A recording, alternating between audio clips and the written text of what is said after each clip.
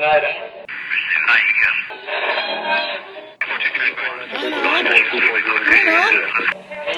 is that you? There, I think I got it.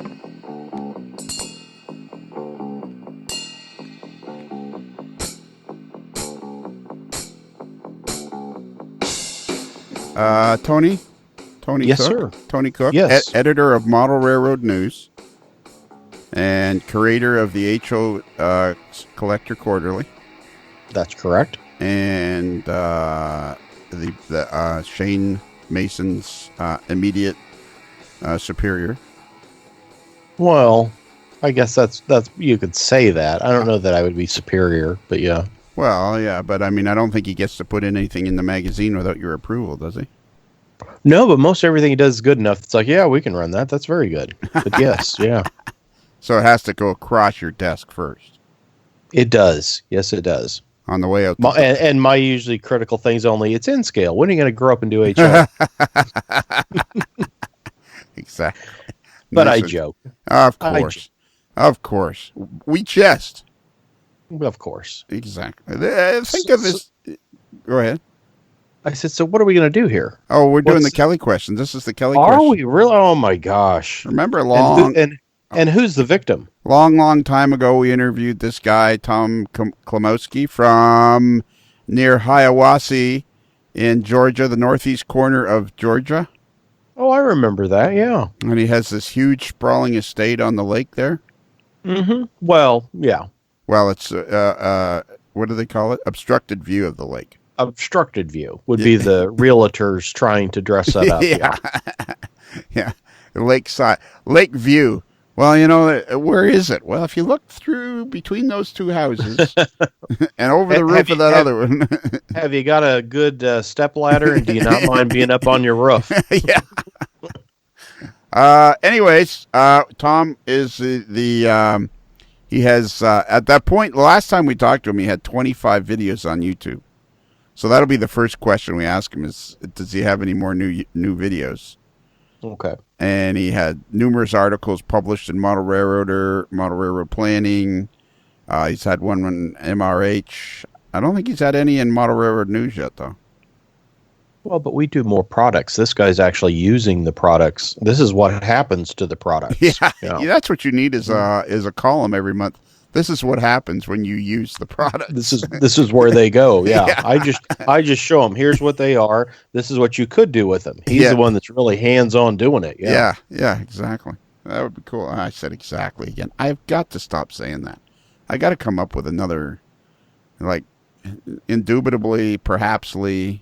But I've done all those. I always fall back to exactly, and I'm like getting. The problem is I got to edit every one of these podcasts, and I am getting sick and tired of myself saying exactly. Oh, I don't hear it. Don't you? Maybe it's just you. You know, sometimes I think you can pick something like that out, and you hear it a lot. Okay. So maybe, I don't. Yeah. Well, I'm kind of getting sick and tired of my voice too. So do we still have Tom? Is Tom still locked up in the green room? Yeah, we locked him in. We have holding cells now in the green room.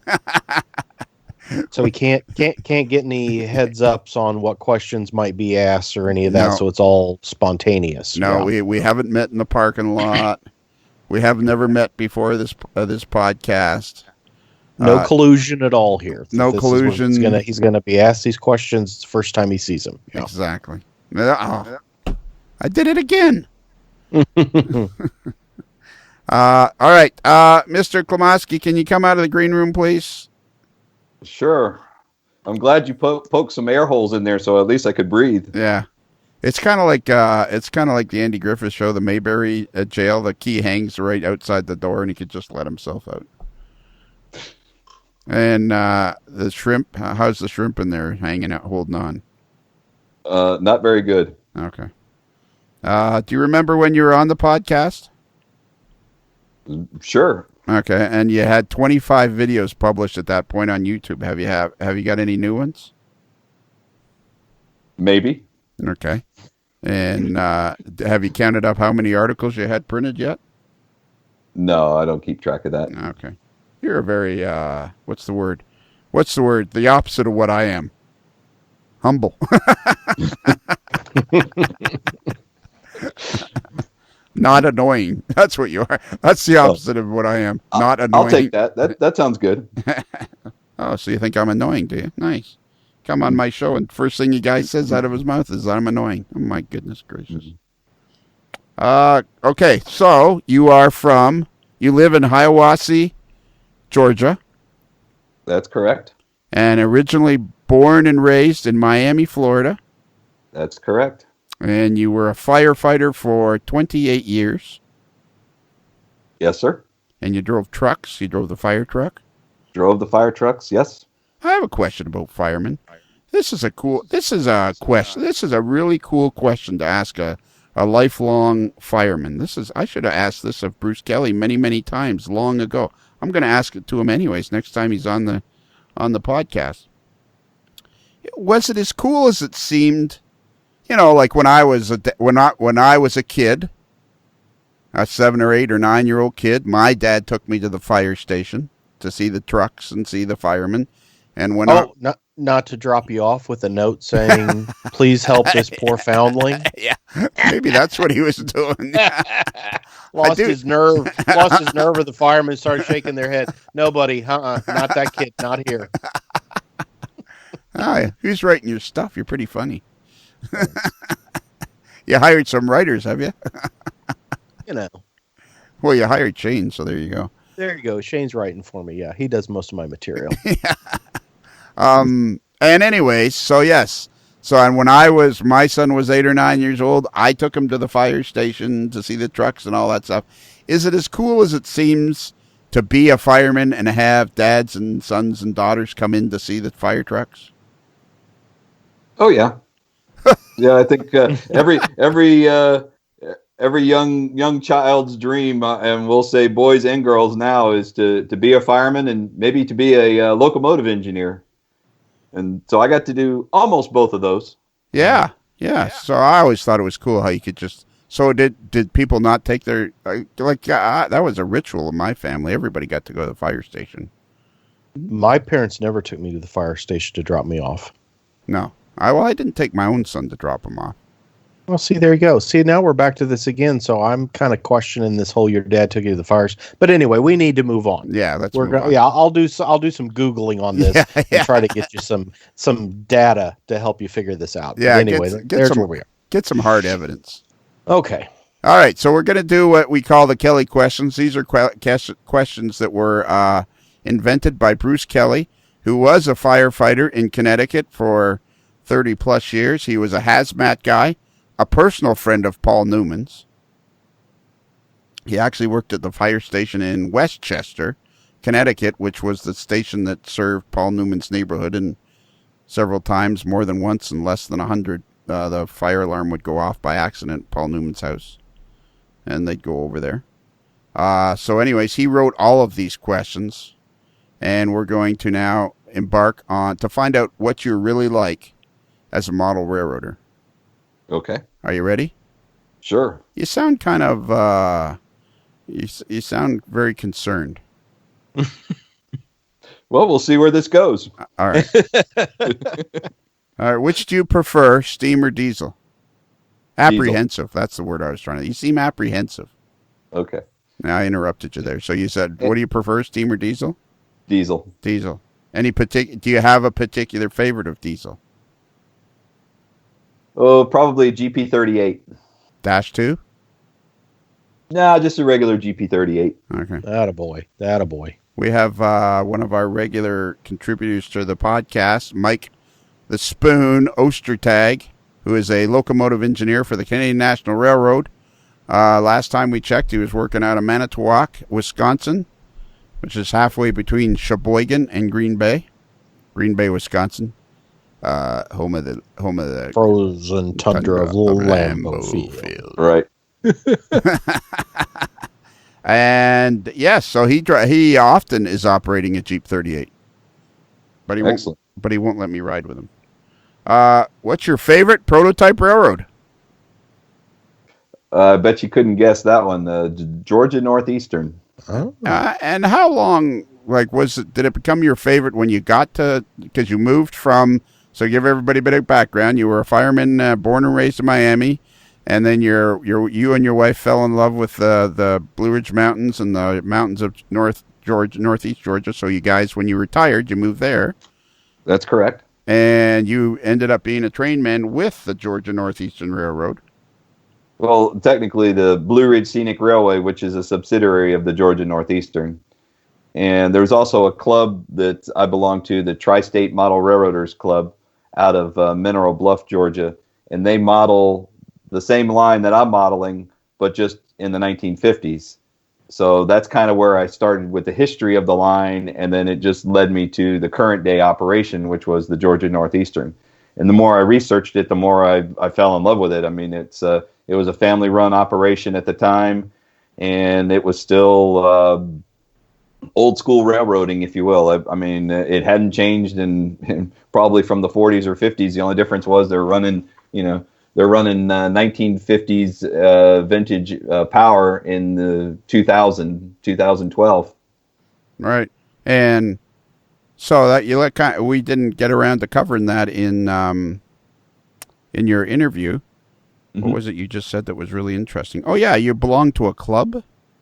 Yes. And where is the club based out of?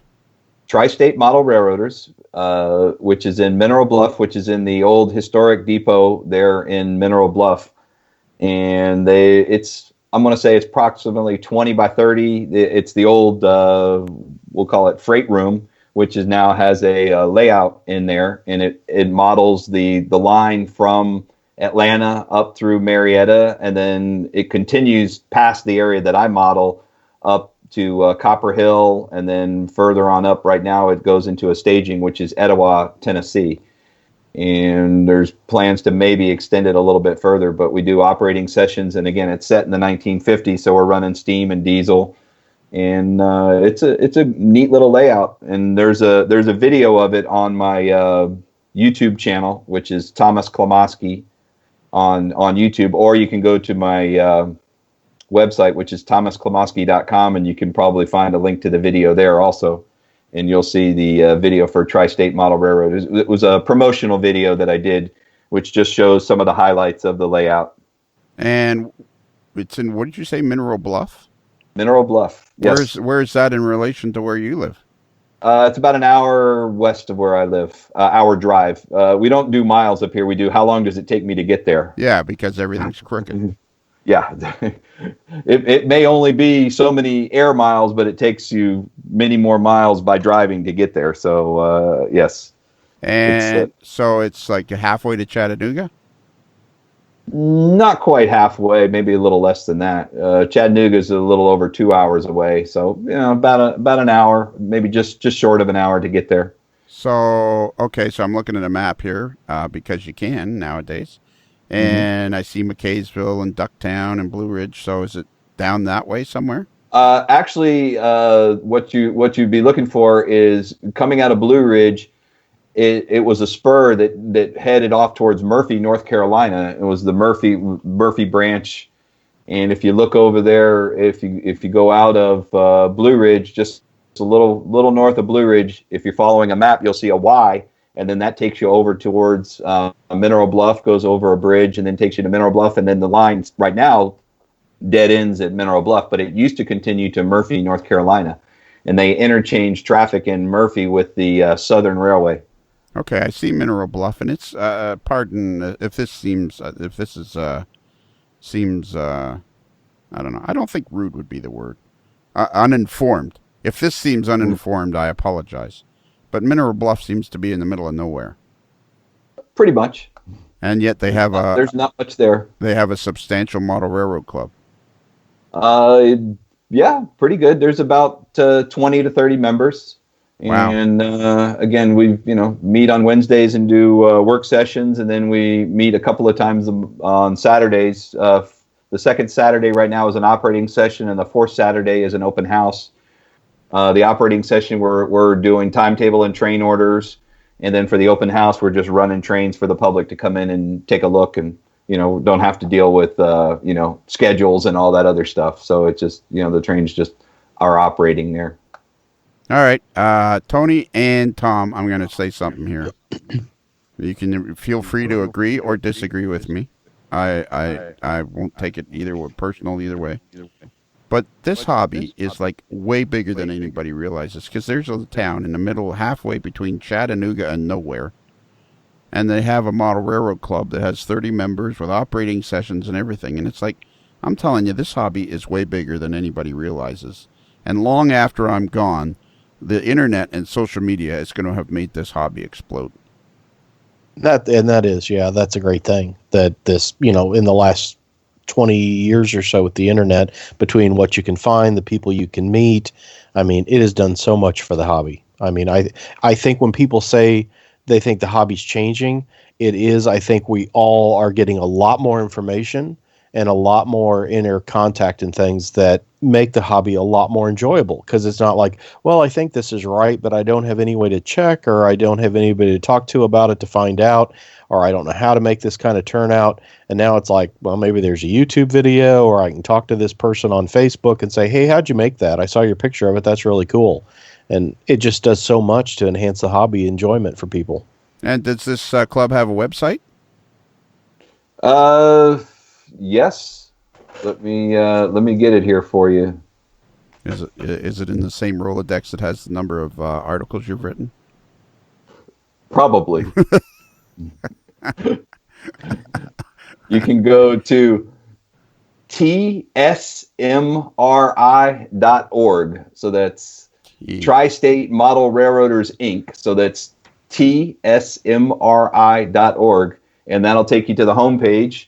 And that gives you the history and the club layout and all that other stuff. And then again, if you look at that, we have actually an event coming up for Ride the Rails, which we do in October. Those are always September. And then we do other things. It's a fundraiser. And then if you click on the layout, you can go to a layout video, which is the video that I did of the club layout as of a couple of years ago. That's one of the 25 videos you've done. Yes, it is. So what is Ride the Rails?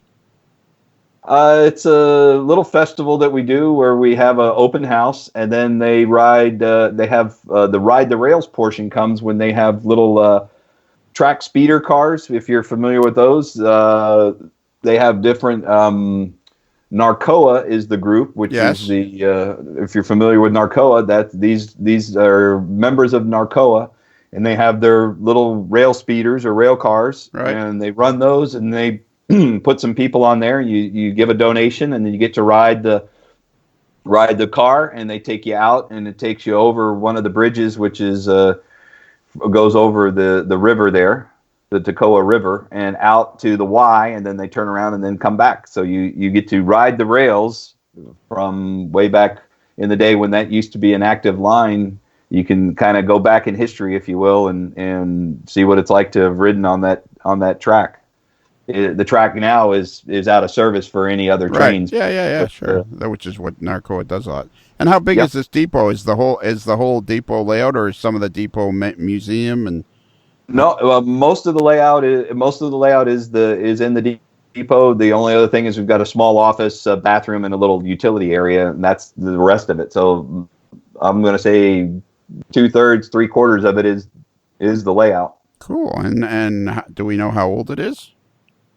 Yes, it was. Let's see here. I'm trying to remember, but it was an all brick building, and it was built in. Let's see here. I want to say it was like 1890 or something like that. I'd have to look at. There's a plaque on the building, which is part of the video that I did, and I can't remember the date off of it, but it's kind of a historic. It's a part of the National Historic, Register or something like that. So it's in that, and it's kind of a neat facility. And are you fairly active? Like, do you go quite a bit, or? Yeah, I try to get over there as much as I can. Cool. That is very cool. I'm telling you, this hobby is way bigger than any of us realize. Way bigger. I think I'm more excited about the hobby now than I've ever been, because of the podcast and getting to connect with so many people. Very, very cool. Very, very cool. What's this Ken Kelly guy like? Is he okay? Oh yeah, no, he's good. He's the director at large. He's the HO superintendent. Right. He's the one that's in charge of the HO layout. Would you have more than one layout? No, we'll just have that one. Oh, okay.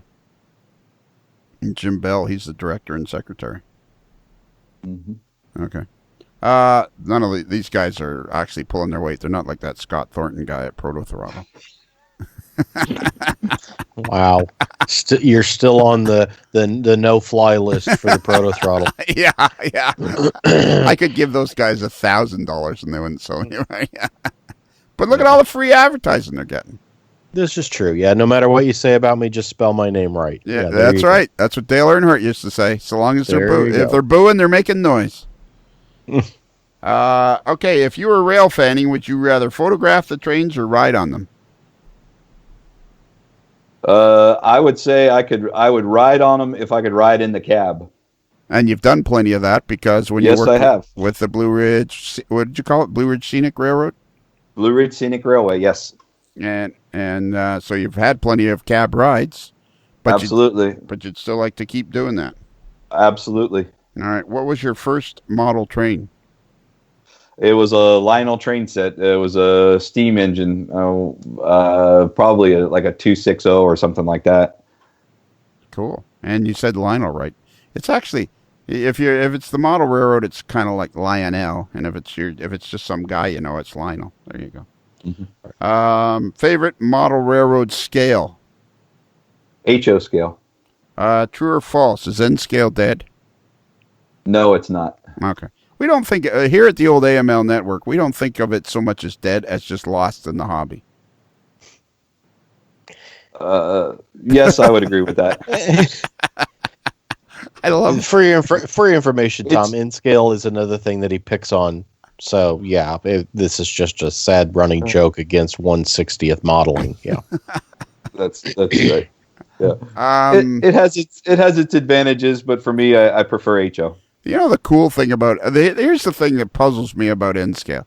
When I was in the hobby in the 70s, I was born in 54, so by the time I was out of my girls and cars stage by the end of the 70s, it ran like crap, and I always wonder how did it survive. And yet nowadays, it's spectacular. N scale is singularly spectacular in the way it runs and the detail and everything.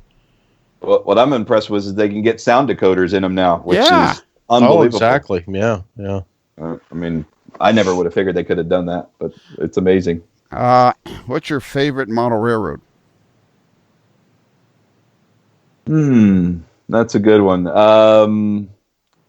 I'd have to lean a little bit towards Lance Menheim's Miami Downtown Spur. That's a good choice. That's an excellent choice. That's good, yeah. Who is the most influential model railroader for you? It'd have to go back to Lance Menheim again. Okay, and do you know him personally? Yes, I do. Okay, and do you think he was very instrumental in we'll say encouraging me to improve my modeling skills and everything else. So and been a mentor towards me, if you will. Okay, all right. How about this for a scenario? If the three of us were all at the same convention, and it was lunch break, and you guys were having lunch, and I happened to pass by the table, and I went, Tom, would you pretend you didn't know me? I would say I would know you. Oh, okay, cool. Well, there you go. Yeah, I got a chance to meet. Well, actually, I have met Lance quite a few times, but at least 3 or 4. I felt bad at last year's Springfield, Tony, because right across from Jim Sacco's City Classics booth, Lance had a booth, and I kept going over to interview him as part of my on-the-road kind of interviews, and every time I went to go interview him, somebody was talking to him, and by the time I left, I never got around to it. So I'm gonna have to make a point of that this year. Mm-hmm. What's your favorite model railroad author?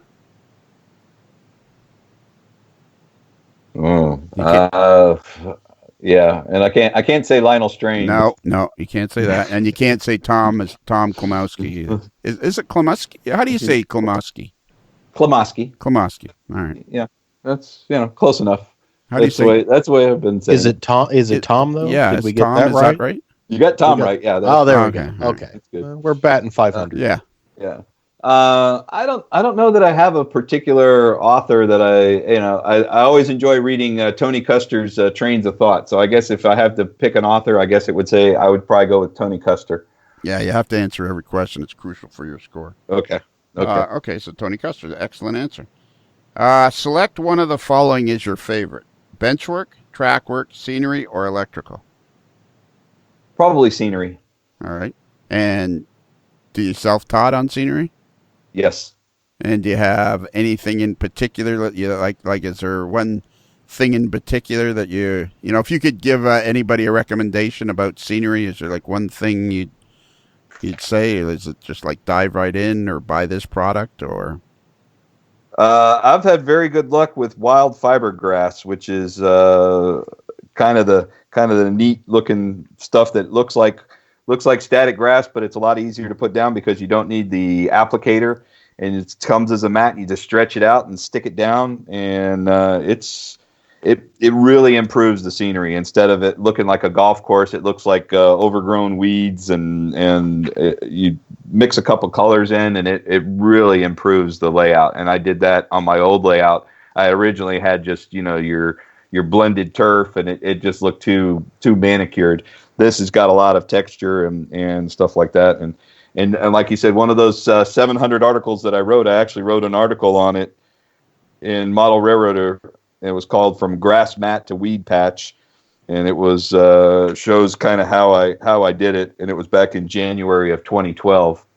So you write like a ton. You've written like a ton of articles. I bet you lots of people who are listening to this podcast will be going like, "Yeah, I know that guy." Have you what do you call it? Wild fiber?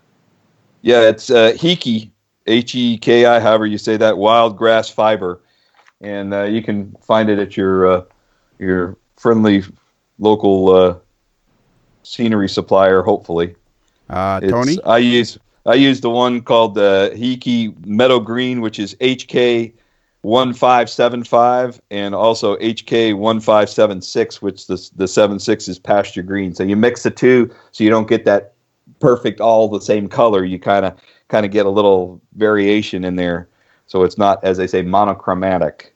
It gives you a little. Yeah, that I went to school to learn that word. Wow. I didn't graduate. That's why I'm not a professional writer like others. That's why I'm not a professional podcaster. Tony, are you familiar with this product? Yes. Oh, yes, yeah. And I think even Walther's added to their Scene Master line in the last year or so some of those mats, and they almost look like it's like fur looking stuff almost, and you can cut and work the stuff together. But no, it is, as he says, it's another alternative to, static grass is so popular, but this is another option to look at. Right. And for me, it worked out because I have a small layout, so I don't need that much of it. So it worked out that I didn't need to buy a static grass applicator and then go through that and then, not use it for a long period of time. This stuff and it looks really good because you stretch it out and you kind of make it look different by varying the texture. So there's, gaps and stuff, which again looks more realistic in my opinion. Sometimes if you're not careful with the static grass, you get that golf course look and it's all the same perfect. You're not looking for perfection, which allows you to do that because you kind of rip it and tear it into irregular shapes. So it gives you a lot of texture, and you'll see that if you look at the videos of my layout. That's the grass that you see there. Yeah, and it's in a lot of the photos that you have on your website too. That's correct. Tony, you're going to love this question. You are going to love this question, Tony. Yes. Tom, it's not that I've lost interest in you, but I've got a question for Tony. Tony, you are going to love this. As soon as I thought of this question, I thought, you are going to love this question. Back in the beach party movies with, Frankie Avalon. Frankie and Annette, yes. And all those, and, like The Big Drop and Don Rickles and all that stuff. And the guy that played the Zipper, whatever that guy's name was, didn't often they would say, I remember Frankie and or I think he was Moondoggy, Frankie and Annette, they'd be in some scene and something would happen and Frankie would turn to Annette and go, "That's Heki." Maybe it was a plug. Yeah. Maybe it was a product placement that American International was taking to do those beach movies. I don't know. Could be. Yeah. I'll have to look into that. But yeah, I do remember that. Yeah. Okay. If you could give somebody in the hobby just one item, somebody in the hobby starting out, and you could give them just one item and cost was no object, what would it be? Proto Throttle. There you go. I kind of had a feeling that one was nice. coming. Mm-hmm. And a great instruction book and a great product. And by now they've probably closing in on sold 1,000 of them. Yeah. And there's Michael Peterson, Nathan Holmes, and some other guy with a crew cut. Yep. Where do you buy most of your model railroad supplies? Like I said, unfortunately, online, because there's really nothing around me that's close. There's a couple of stores down in Atlanta. One is Train Master, which is in Buford.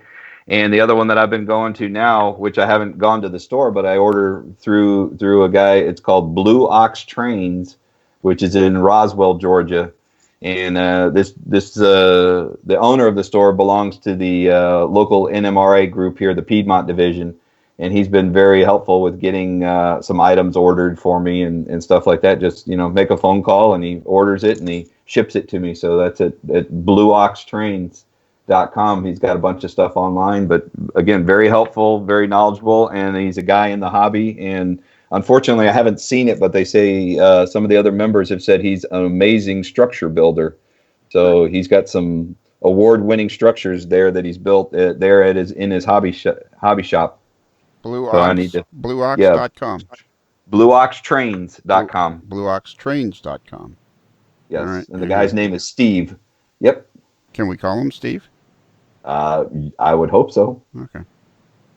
Let's see here. Here it comes. Yes, look at that. Very cool website.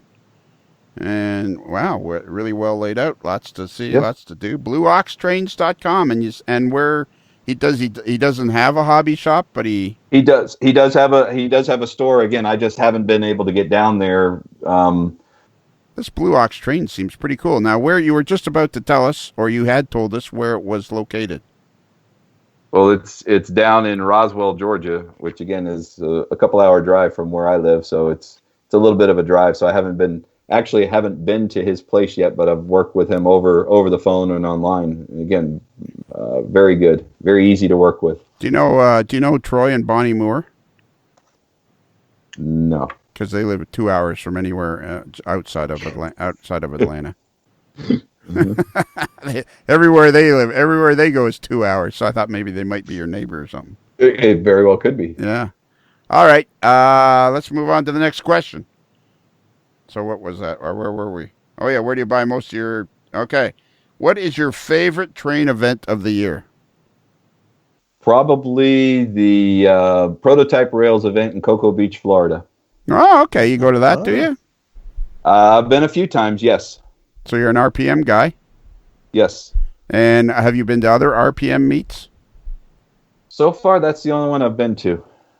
RPM meets are like very cool because they've sprouted up and they've grown over the last 20, 25 years. And there's some events that people, they swear by them. Like the one in Cocoa Beach is very popular. Yes. Mm-hmm. Yeah, I want to try to get to the one up there outside of Chicago. I'm hoping maybe next year I can attend that one. And there's another one. St. Louis. Collinsville. St. Louis. Yes, St. Louis is also on my list of things to do. Yeah, okay, cool. RPM meets got a lot. Collinsville is exactly where in relation to St. Louis, Tony? Just over on the east side, basically. If you're standing in Collinsville, you can look to the west and see the downtown skyline and Gateway Arch. So you're about 5 minutes east of downtown. And yeah, I've been to the St. Louis meet for years and years. I've spoken at it before, and yeah, it's a tremendous meet and gets bigger every year, it seems. Yeah. Great event. Okay. Tom, do you prefer regular beer or light beer? Neither. Do you prefer regular beer or light beer? I guess if those are my only two choices, regular beer. Okay. Salty or sweet? Sweet. Dogs or cats? Dogs. Do you have one? Not anymore. Okay, but you had one? Yes, we did. And his or her name was? It was a little foo-foo dog. It was Saki. Saki. Oh, that's kind of a cool name. A foo-foo dog named Saki. Mm-hmm. Any thoughts of getting a new dog? No. Okay. Favorite? Okay, what are your favorite hot dog condiments? We'll go with Be careful. mu- mustard and Attaboy. ketchup. Oh, I ruined Oh, it. Ruined it. oh, he's doing Oh, so my. So good. close. Oh. So close. Yeah. Ketchup and mustard, maybe some pickle relish on there. That'd be good. Some Yeah. onions. So it's mustard, relish, onion. That's it. You shouldn't put Okay. you shouldn't put ketchup on your hot No. dog after the age of 8. No. Yeah. Okay. Um, I never learned. no, apparently not. Have you ever been bungee jumping? No. If you were a beer can, what size would you be? Probably the tall. All right. How many pairs of shoes do you have? Probably like 6. Okay, so you probably have a pair of sneakers or running shoes. Right. Hiking boots, work boots, and a couple of dress shoes. That's it. Okay. You go out on the town quite a bit, do you? No. Did I take too long to answer that one? No, you did fine on that one. No, the one you screwed up was the hot dog one. Hot dog. Okay. Yeah, that's Okay. gonna cost. Sorry. That's Sorry. gonna cost. Big point deduction No. there for ketchup. What is your favorite Bobby Goldsboro song? Oh, geez. You'd have to refresh my memory on who Bobby Goldsboro. I recognize the name, but I couldn't tell you the songs. Yeah, I'm not being asked the questions. You are. So, what's your favorite Bobby Goldsboro song? You're gonna have to give me a couple to choose from because I can't think of them right now. Yeah, we're not. This isn't a multiple choice. If you've No, noticed, all these. I need multiple choice. I need multiple choice. Okay, the answer is "Honey." That's. Oh. It was the Grammy Award, a Song of the Year in 1968, Country Music Association for Single of the Year, and pretty much his only hit. Okay. See the tree, how big it's grown. But friend, That's There you sad, go. you know. I recognize that. Yes. Oh yeah. Oh, Got man. it. Yeah. I'm No, I'm, not a I'm big fan tearing of- up. I'm tearing up now. Sorry, not a big fan of it. Yeah. Oh. Well, it doesn't really matter if you're a fan. You just have to know which is your favorite Bobby Goldsboro Okay. song. It's a tough question. Okay. It trips a Okay. lot of people. Okay, go ahead. If you were a superhero, what sort of powers would you have? Did he leave? No. Oh, let's see. I guess to fly. Okay, Like that's a good one. Superman. Yeah, so flying so that whenever you went anywhere from Hiawassee, you could go in a straight line. That's right. Exactly. Get there a lot quicker. And what do you think your costume would look? Well, what size of a man are you? Well, how tall are you? I'm 6'2". Okay. Tipping the scales at about 240? No, trying to keep it under 200. Oh man, you're a thin Oh guy. wow. He's one of my. those. He's one of those thin guys. Yeah.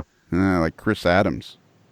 Yeah. Chris Adams is a friend of ours. He's one of those fit guys. Oh, yeah. Bicycles a lot and stuff. Yeah. We don't really care for that. The thin Yeah. guys. Right. So, what do you think your costume would look like? Again, going back probably towards a standard Superman costume look. Okay, so maybe it might be like the colors of the Georgia Northeastern, or like the silver. There you go, red and silver. See that? I think that Superman's got those colors too. Yeah. Yeah, so it'd be like a silver onesie, spandex onesie, There you go. and you'd have red trunks and a red cape with probably a gold stripe in there somewhere, Right. a gold belt. Maybe and then maybe a Georgia Northeastern logo somewhere, right? Yeah, there you go. Do you have a spandex onesie? No. Attaboy. That'll help. That'll help undo the ketchup on the hot dog. Okay, Yeah. good. My points are coming back up. Good. Yeah, that's going to be a new question. Do you have a spandex? Because if you do, you should probably get rid of it. Have you ever had a brush with the law?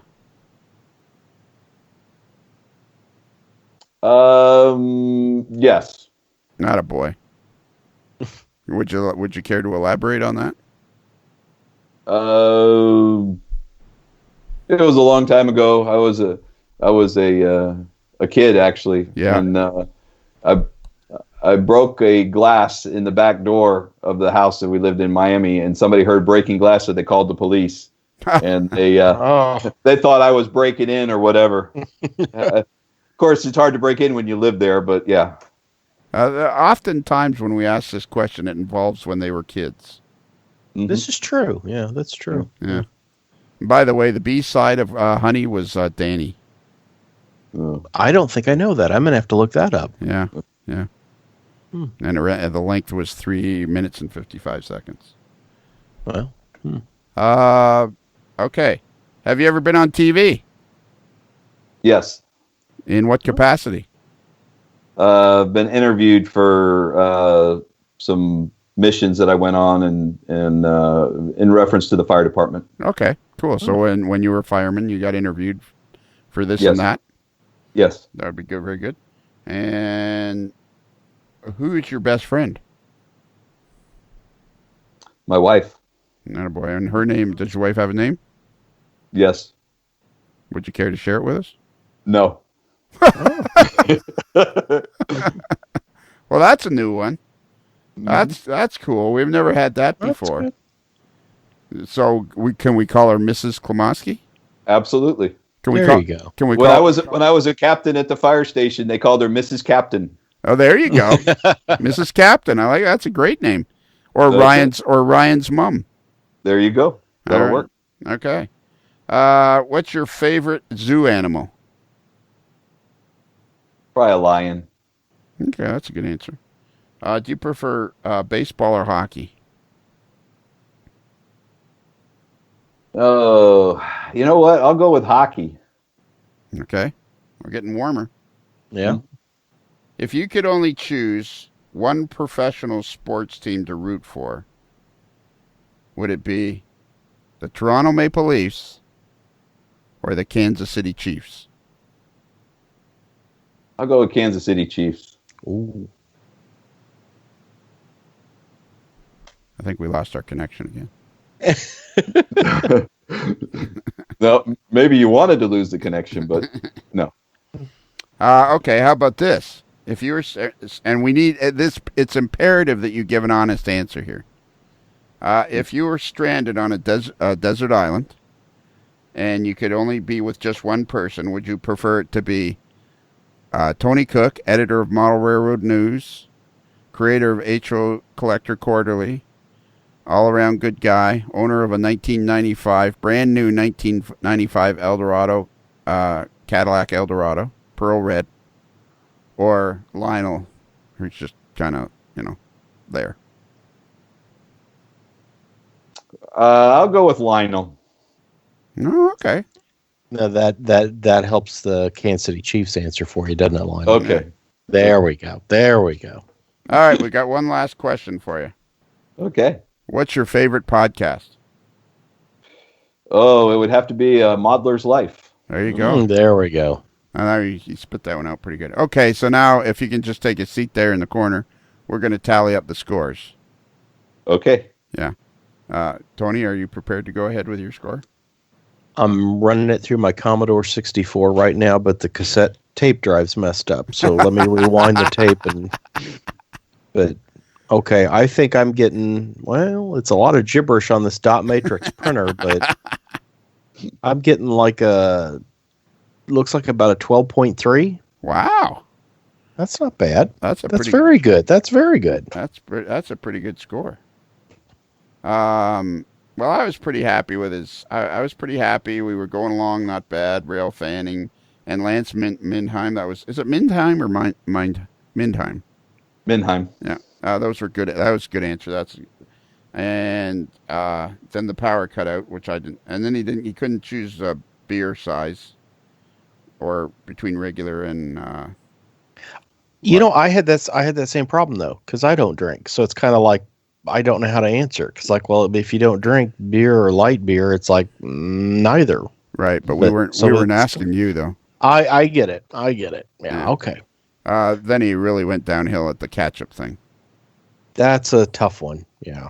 That's not really. It's a pretty simple. No, but answer. I mean, if you give the ketchup answer, that's tough. It's like, well, okay, It's hard to recover. It's hard to recover is what I mean. Yeah. And he annoyed me because he's one of those thin, fit guys.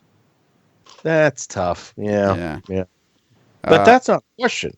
That just came out. I don't think that's a legitimate answer to a question. That was something you asked in regard to a question, so you can't factor that into your total. Yeah, that's an excellent point. Mm-hmm. You can't let outside Right, you influences. can't let that season your decision there. Yeah. Then there was the whole Kansas City Chiefs thing. Well, Yeah. No, I understand that. And then he picked me to be on the island with him, and he kind of lost me when he was a fit guy, because then he'd be like, we'd be on the island, and he'd be wanting me to do jumping jacks and all that kind of crap. And I'd be like, no thanks.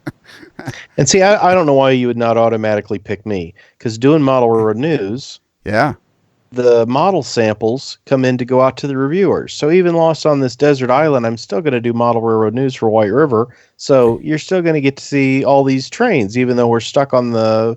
And I could probably ask Bachman or Athearn to throw food in the box for us too. That's an excellent point.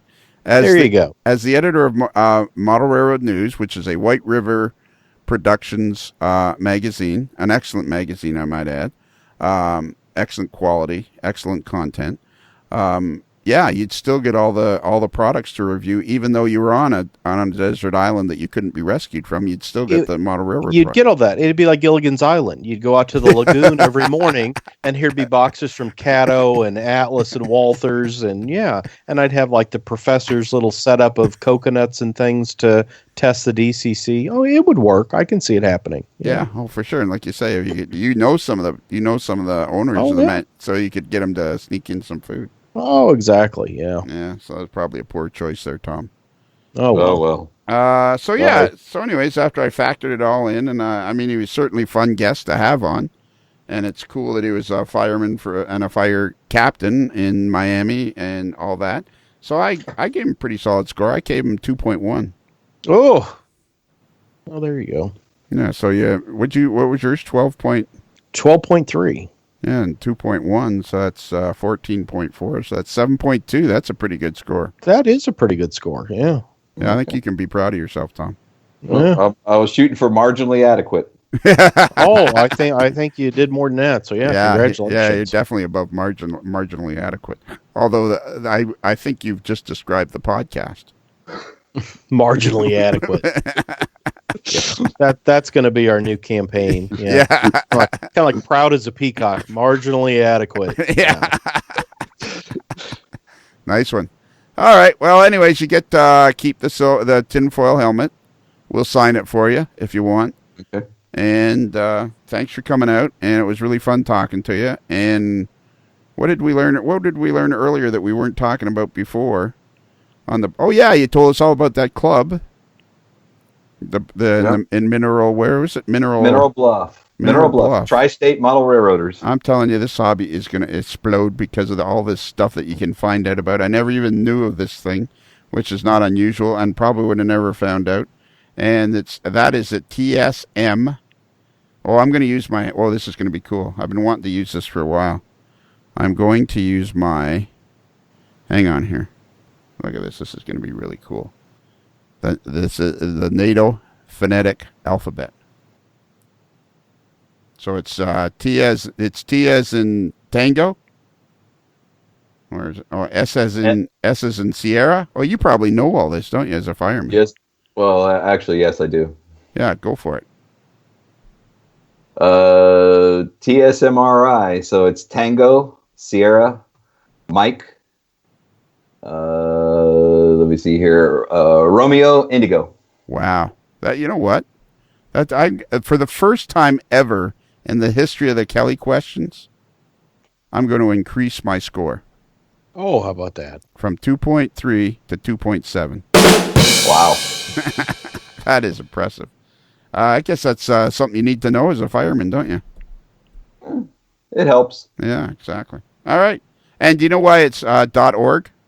No, I don't. I guess the other one wasn't available, so they took the org. Well, it's a 501c3, so maybe that's they put it in the corporation. Those are all good. Those are all good guesses.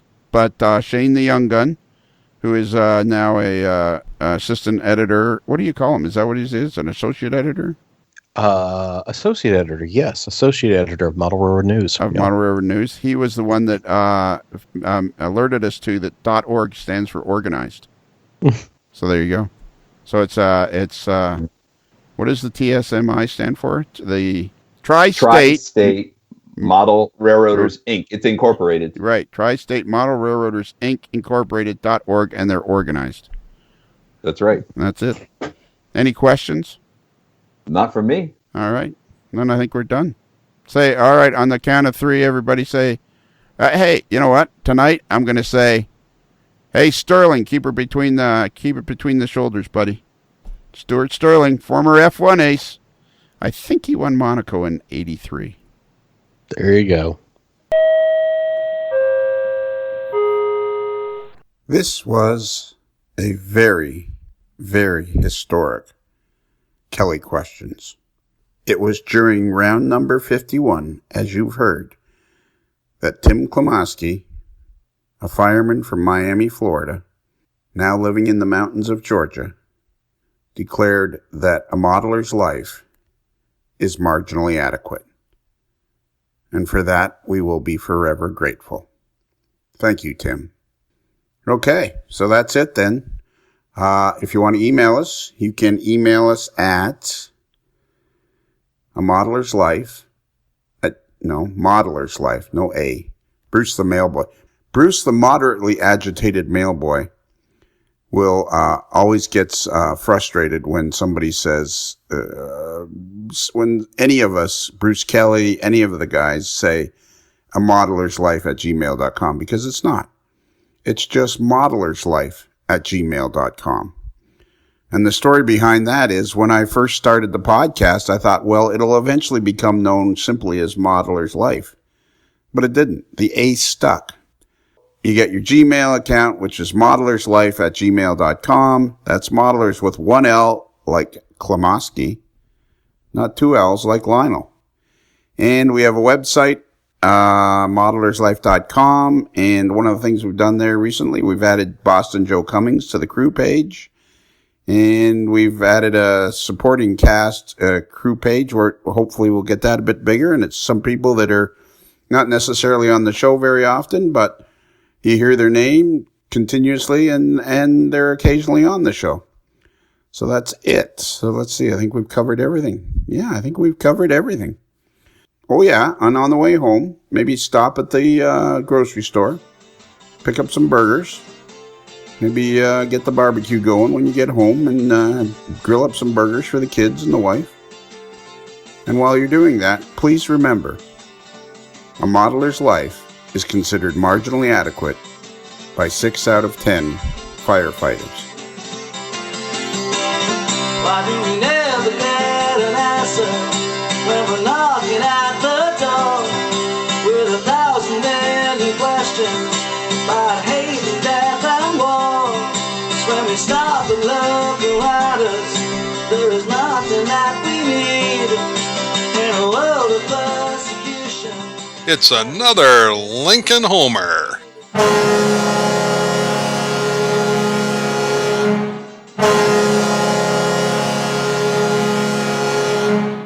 Oh, we forgot to get Ralph on again.